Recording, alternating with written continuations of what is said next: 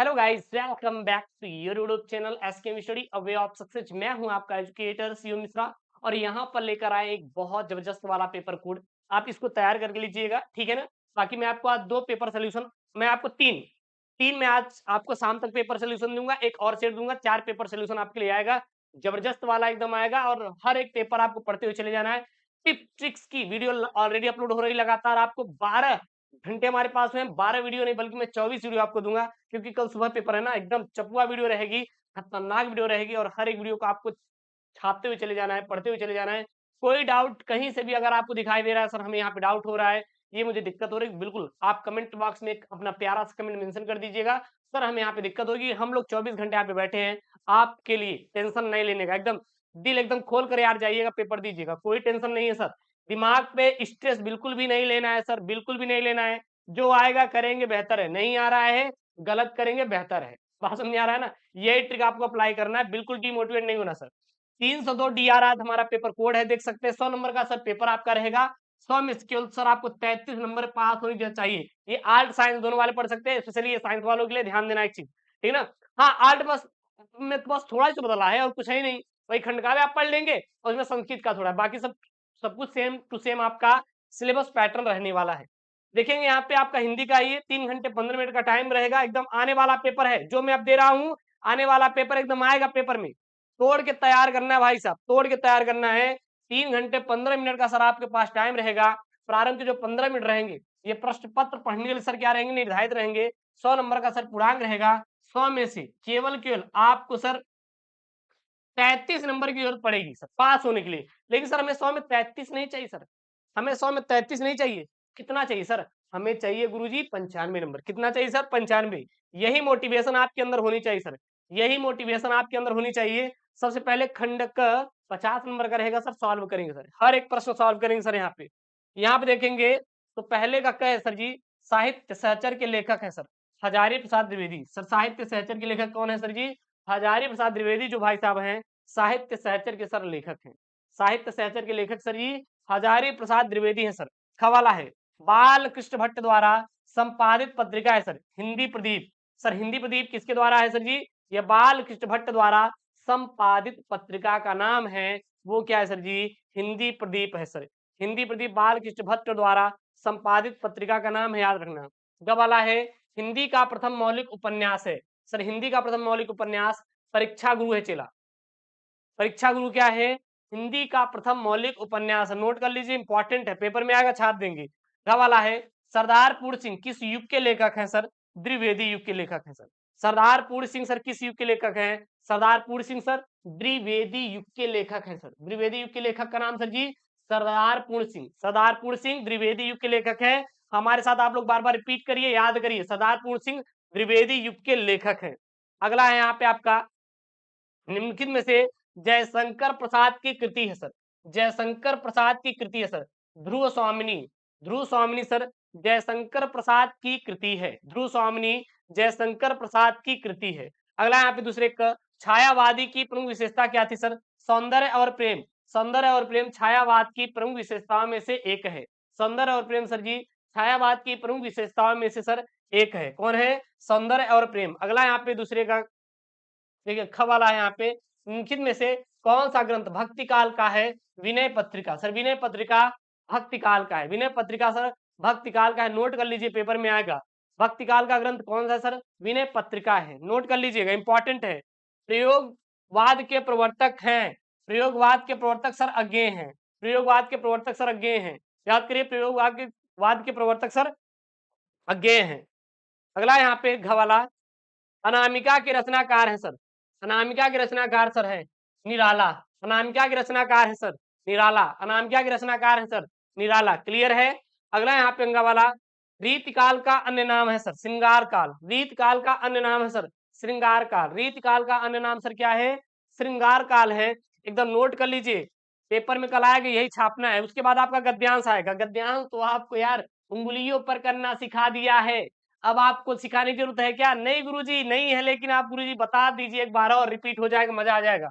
तीसरा यहाँ पे दिए गए गद्यांश पर आधारित इनके प्रश्नों का उत्तर दीजिए। 10 नंबर का सर आपके पेपर में आएगा सर, 10 नंबर का सर पेपर में आएगा। कसम खा लीजिए, कि जब तक हम सर 95 लेंगे नहीं तब तक हम रुकेंगे नहीं गुरुजी। ये कसम खा लीजिए, जब तक सर हम 95 लेंगे नहीं तब तक रुकेंगे नहीं। उसके बाद देखिएगा आपका 95 नंबर जरूर आएगा और 95 लाने से कोई नहीं रोक सकता आपको, ठीक है ना। यहाँ गद्यांश है क्या, राष्ट्र का तीसरा अंग जन की संस्कृति है। मनुष्यों ने युगों युगों से जिस सभ्यता का क्या किया सर, निर्माण किया है, वही उसके जीवन का श्वास प्रश्वास है। बिना संस्कृति के जन की कल्पना कवंद मात्र है। संस्कृति ही जन का मस्तिष्क है। संस्कृति के विकास और अभ्युदय के द्वारा ही राष्ट्र की वृद्धि सर क्या है, संभव है। राष्ट्र के समग्र रूप में भूमि और जन के साथ साथ जन की संस्कृति का महत्वपूर्ण सर क्या है, स्थान है। सबसे पहले आप गद्यांश को सर पढ़ेंगे, गद्यांश को सर पढ़ेंगे, एकदम वायरल, एकदम मॉडल पेपर जो आपके एग्जाम में आएगा कल, तैयार करके जाना। पहला यहाँ पे देखिएगा, पहला सर क्या है, राष्ट्र की वृद्धि सर कैसे संभव है। राष्ट्र की सर वृद्धि कैसे संभव है, तो राष्ट्र की वृद्धि कैसे संभव है, तो संस्कृति के विकास और अभ्युदय के द्वारा ही राष्ट्र की वृद्धि संभव है। ढूंढ ढूंढ के आपको करना है, अब कर लेंगे कि नहीं, यही मोटिवेशन आपके अंदर चाहिए। अब कर लेंगे कि नहीं, एक बार आप सभी बच्चे कमेंट करेंगे। बिल्कुल सर, आप प्रश्नों को कर लेंगे। अगला है, संस्कृति जन का मस्तिष्क किस प्रकार है। संस्कृति जन का मस्तिष्क किस प्रकार है, तो देखिए संस्कृति जन का मस्तिष्क किस प्रकार है, तो बिना संस्कृति के जन की कल्पना कबंध मात्र है और संस्कृति ही जन का क्या है, मस्तिष्क है। क्योंकि हम लोग बिना संस्कृति के जन की कल्पना कर ही नहीं पाएंगे, इसीलिए गुरुजी यह हमारा क्या है, एक मस्तिष्क है। उसके बाद यहाँ पे है आपका जन की संस्कृति से आप क्या समझते हैं, जन की संस्कृति से आप क्या समझते हैं, इसको आप लिख लेंगे। विकास और अभ्युदय का अर्थ होता है ये, विकास मतलब प्रगति होता है, प्रगति होता है।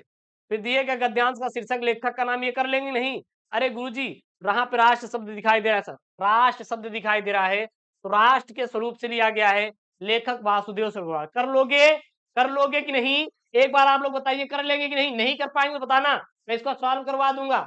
नहीं कर पाएंगे तो बताना, मैं इसका सॉल्व करवा दूंगा आप लोगों के लिए। अथवा में करके आएगा, मान लीजिए वो नहीं कर पाएंगे तो नीचे आपको दिया रहेगा, अगला आपका क्या रहेगा सर, गद्यांश। ये गद्यांश सर जी आपका 10 नंबर का रहेगा। भाषा की साधारण इकाई शब्द है, शब्द के अभाव में भाषा का अस्तित्व ही दूर है। यदि भाषा में विकासशीलता शुरू होती है शब्दों के स्तर पर ही। दैनंदिन सामाजिक व्यवहारों को हम कई ऐसे नवीन शब्दों का इस्तेमाल करते हैं जो अंग्रेजी, अरबी, फारसी आदि विदेशी भाषाओं से उधार लिए गए हैं। वैसे ही नए शब्दों का गठन भी अनजाने यानी कि अनायास ही होता है, ठीक है। सबसे पहला प्रश्न देखिएगा, करने का तरीका ध्यान दीजिएगा, आप कर लोगे यार, क्यों। अच्छा ये बताइए, पाठ का शीर्षक लेखक का नाम क्या है, सर यहाँ पे भाषा शब्द आया है, इसलिए भाषा और आधुनिकता नामक पाठ से उद्धृत है। लेखक प्रोफेसर जी सुंदर रेड्डी है सर, प्रोफेसर जी सुंदर रेड्डी है। किसके अभाव में भाषा का अस्तित्व दुर्लभ है, किसके अभाव में भाषा का अस्तित्व दुर्लभ है, तो शब्द के अभाव में भाषा का अस्तित्व दुर्लभ है। पहले का सर आंसर, पहले का सर एकदम आंसर छापने वाला, छाप लीजिए, छाप लीजिए सर। नए शब्दों का गठन कैसे होता सर, नए शब्दों का सर गठन कैसे होता है, तो नए शब्दों का गठन भी अनजाने में अनायास ही होता है, अनजाने में अनायास ही होता है। कर लोगे सर, कर लेंगे गुरुदेव, कोई दिक्कत, बिल्कुल सर दिक्कत नहीं है, बिल्कुल सर दिक्कत नहीं है। अगला यहाँ पे किन विदेशी भाषाओं से शब्द लेकर हम नए शब्दों का इस्तेमाल करते हैं, किन विदेशी भाषाओं से लेकर हम लोग नए शब्दों का इस्तेमाल करते हैं, तो देखिए अंग्रेजी, अरबी, फारसी, अंग्रेजी, अरबी, फारसी आज विदेशी भाषाओं से उधार लेकर हम लोग नए शब्दों का क्या करते सर, गठन करते हैं।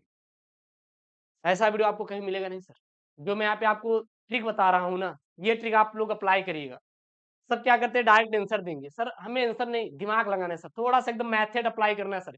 इतना टाइम नहीं है सर हमारे पास कि हम बैठ के पहले याद करेंगे। अरे यार टिप्स ट्रिक्स अप्लाई करके करो यार, क्यों चिंता करते हो, क्यों चिंता करते हो भाई साहब। यहाँ पे जब शिवम बैठा है आपके साथ तो आप चिंता क्यों कर रहे हो, इसीलिए मैं कह रहा हूँ सबसे पहले चैनल को भाई साहब क्या करेंगे, सब्सक्राइब करेंगे। आप लोग चैनल को सब्सक्राइब नहीं कर रहे हैं, ये बहुत गंदा काम कर रहे हैं, कर लो यार, कर लो भाई, चैनल को सब्सक्राइब कर लिए गुरुजी, कर लिए गुरुजी, अब मत बोलिएगा गुरुजी, अब कर लिए हैं।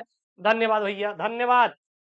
ऐसी प्यार आशीर्वाद आप लोग बनाए रखिएगा, ठीक है ना। थोड़ा सा हम भी एक प्राणी हैं।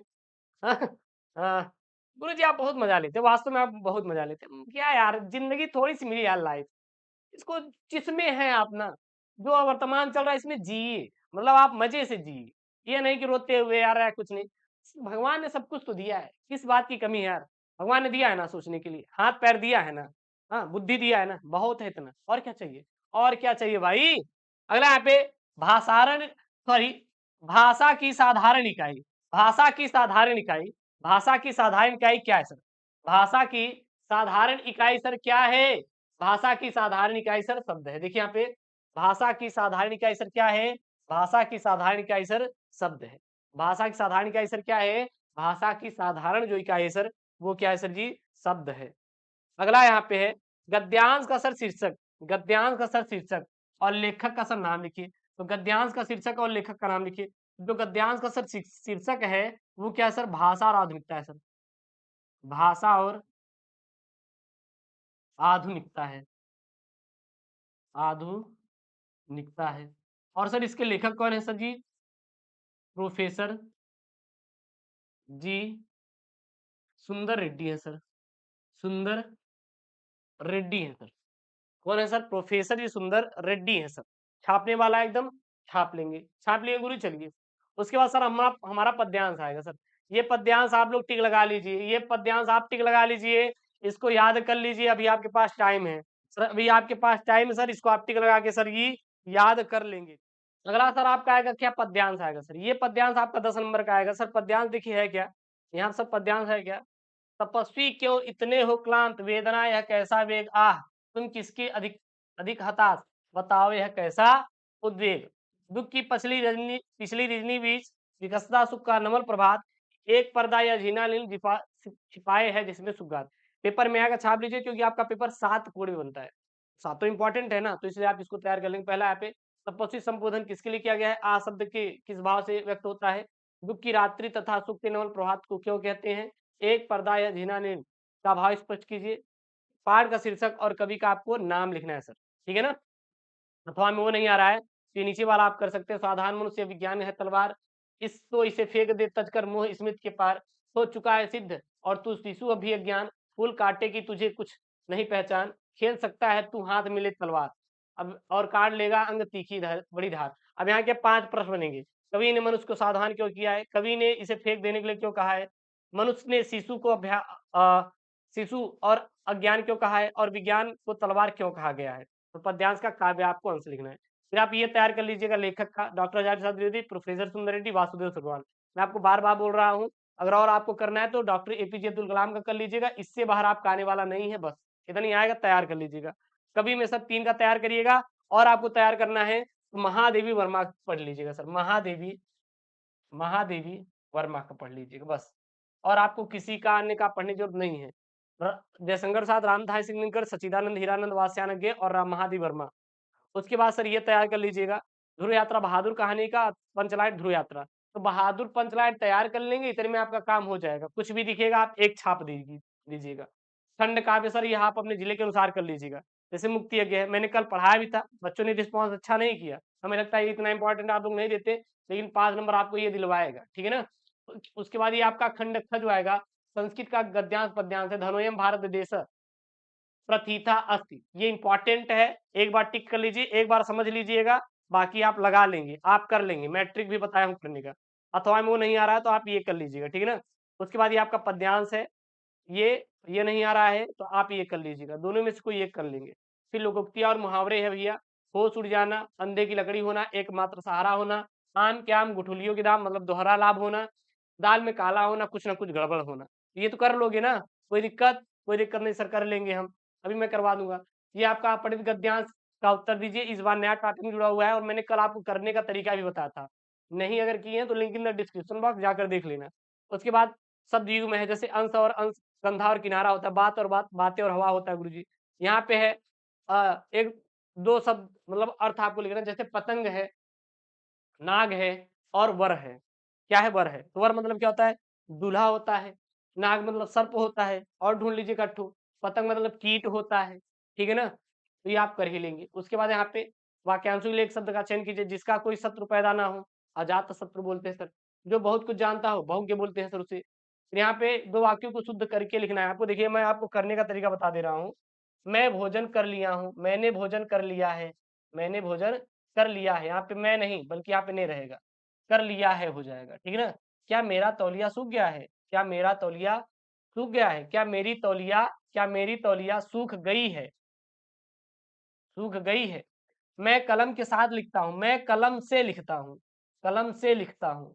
मेरा बड़ा भाई आ रहा है, मेरे बड़े भाई आ रहे हैं, मेरे मेरे बड़े भाई आ रहे हैं, आ रहे हैं, आ रहा नहीं, आ रहे हैं, रिस्पेक्टेड वर्ड रहेगा। उसके बाद ये रस छंद अलंकार आप तैयार कर लेंगे, ये इंपॉर्टेंट है। रौद्र रस, भयानक रस, संदेह अलंकार, रूपक अलंकार, चौपाई छंद, कुंडलियाँ छंद, एकदम फिक्स वाले नंबर आपका 6 नंबर का। मैंने इसको आपको करवाया भी था कल, करवाया था कि नहीं आप खुद कमेंट करके बताइए।